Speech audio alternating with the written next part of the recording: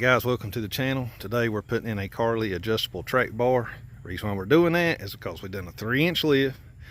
When you do a 3-inch suspension lift, it separates the frame from the axle. When that happens, it picks up on the cub joint, which is on the driver's side frame, and pulls the heim joint that's hooked to the axle over towards the driver's side, which is going to make this wheel stick out a little further and passenger wheel go in. And that's something we definitely want to correct. We got a lot to do. We got to do the track bar. We got adjustable control arms, which is going to take the axle and pull it back towards the front of the truck. There again, when you do a 3-inch lift, it takes that axle and pushes it back towards the cab. And when we put our new wheels on, we're going to want everything to be centered just right. We said got BD Diesel sway bar links, steering gearbox brace, dual shock steering stabilizer. Here we got a lot to do, so we're going to go ahead and get started on this track bar and get this here knocked down today. And that way we can start on control arms tomorrow. All right, we got our new Carli track bar. We're going to go ahead and start out by taking the heim joint out.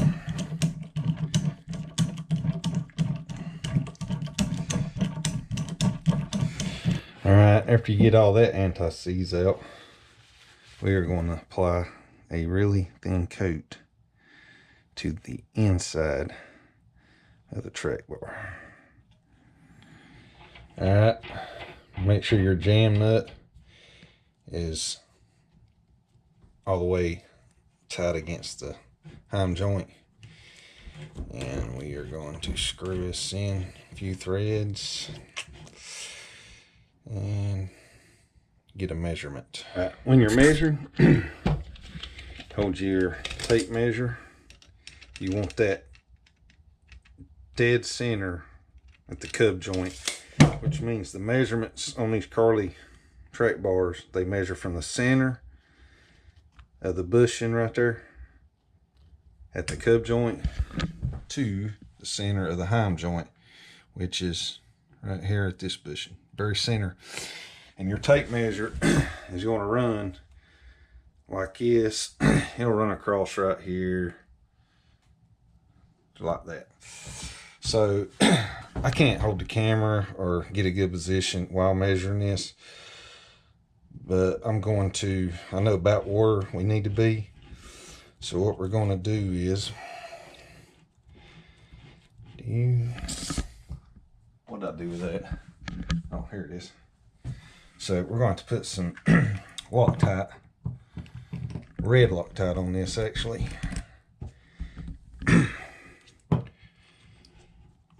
Unscrew with several threads.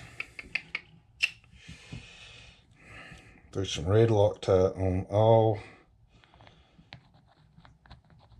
of the threads. Make sure I get enough on there.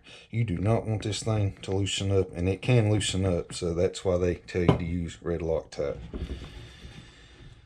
So we're going to go in, screw it in pretty good ways actually to get where we need to be. For 2.5 3-inch lifts, you need the distance from the center of the heim joint to the cub joint needs to be 39 1/8. All right, you want to secure your cub joint in a vise and hold this parallel with the cub joint, your heim joint, and just screw that in once you get the correct measurement for your lift. All right.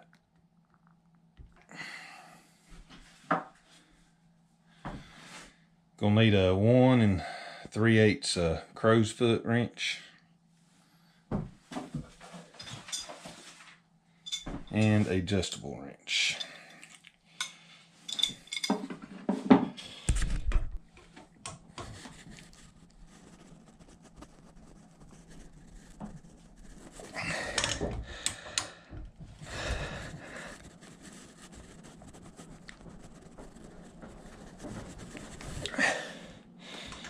Good God.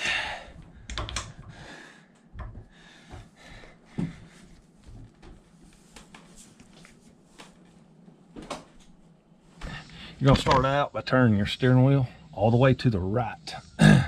That way you can get access to these 2 bolts right here to remove your track bar. Right there. And by the way, this right here is our track bar we're replacing. We're going to start out by taking this side here out. That's going to be a 21 millimeter.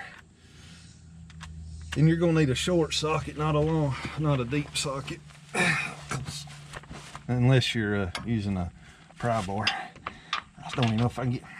Why, heck no. Can't get that sucker on there. I guess we're going to use a pry bar. That's what we're going to do. I know I can get it on the other side. Not with the deep well you want anyway. Crap. I figured that would work. I guess not. Break this loose.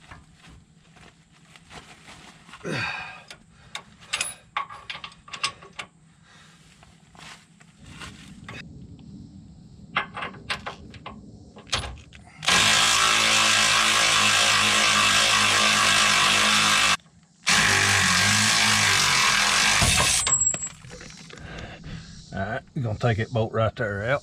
Next,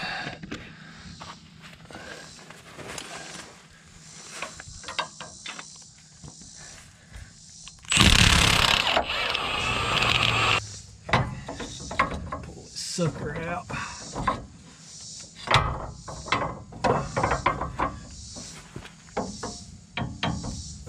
Depending on what size bolts you have, you either have a 16 millimeter or a 14 millimeter.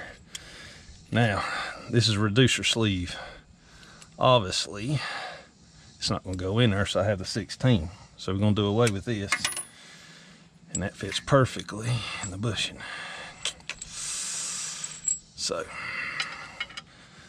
I'll pop these right here in on the heim joint.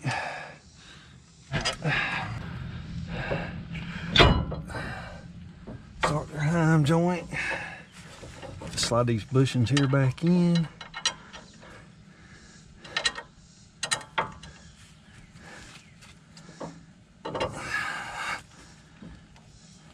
This sucker's heavy. Makes it a little more difficult. There we are. See if I can slide this up in there if that bushing's falling out.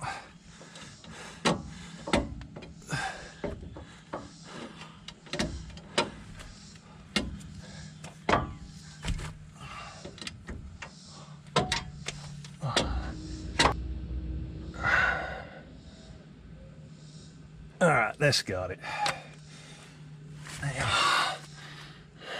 I gotta get my bolt started back. There we are. Push that through.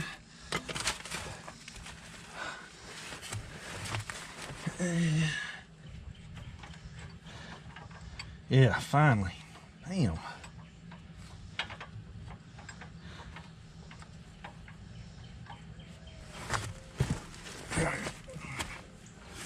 Snug it down before it forgets its place.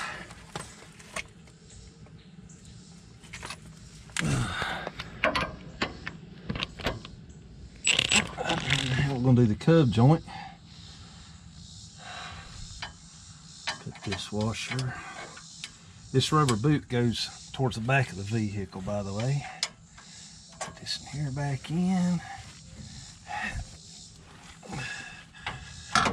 Slide that up there. All right, so you're gonna have to turn your steering wheel a little bit to get this hole here to line up. And I'm gonna attempt to do that now.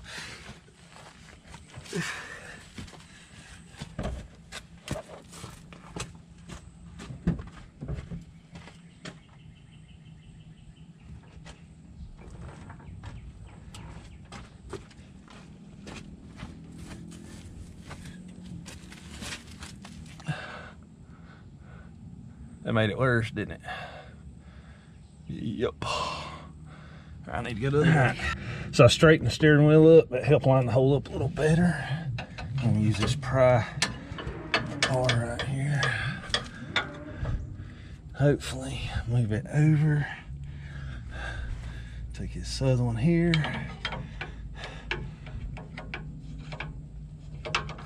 Line it up. This is a pain in the rear. Just enough to get the bolt in there.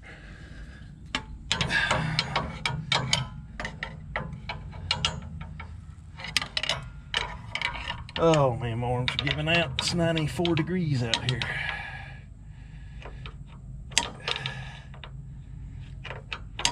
We'll get in there.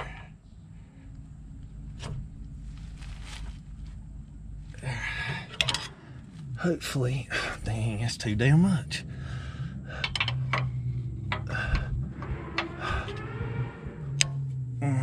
Maybe not, let's see. There we are.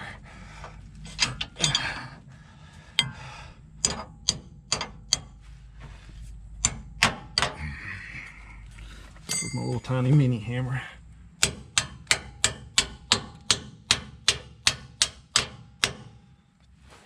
Here. Jesus, give me strength.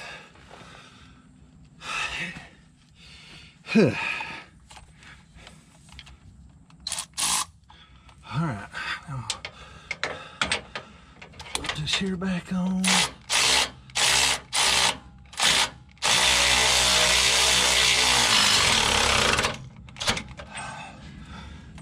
All right, if you have a 14mm hardware, and I don't mean the head bolt, it's a 21, I'm talking about the shaft of the bolt.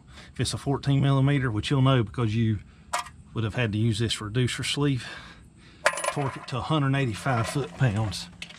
And if you have the 16mm like I do, torque it to 225 foot-pounds.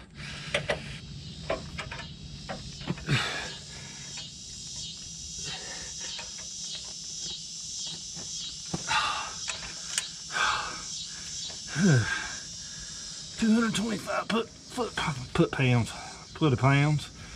225 foot-pounds is a lot when you're laying down and having to pull because it can't push down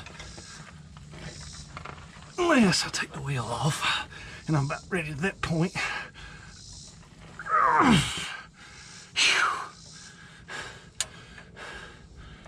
I'm almost to that point. Oh, Godzilla. Holy crap. The hardest part about this job is torquing everything down to outrageous specs.